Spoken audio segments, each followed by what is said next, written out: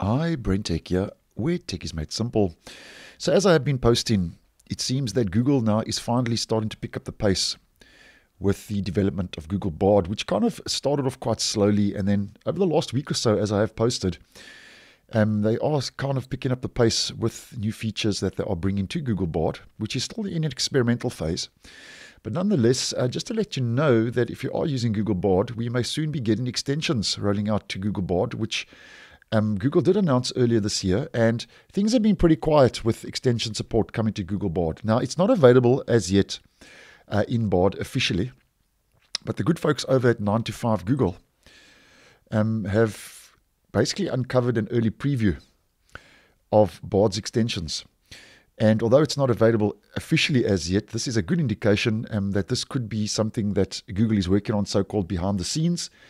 And this does give us a good indication, though, that extensions could be rolling out to Google Bard over the next couple of weeks and or months, although not confirmed officially as mentioned.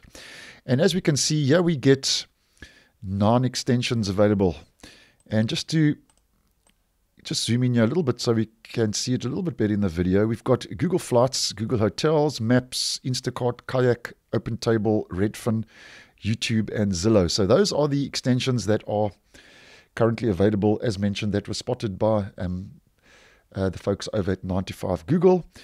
And this is over and above now, as I did post earlier this week, or last week actually, where I posted that Bard can now respond out loud. So if we just type in, just for a quick recap, if we type in a question, I'm just asking Bard, hi, and its response, we can now listen to that out loud. And also something else they rolled out was new pinned and recent threads. So you've got a chat history, you've got a pin option.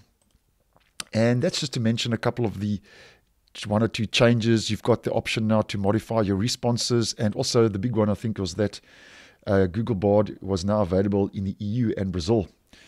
And so over and above that now, we get these extensions now that were spotted and aren't officially available, but obviously this is very much still in its early days, and as mentioned, hasn't been confirmed yet by Google. But if extensions do start rolling out to Google Bard, as always, like we like to do on the channel, I will post and keep you guys updated and in the loop. So thanks for watching, and I will see you in the next one.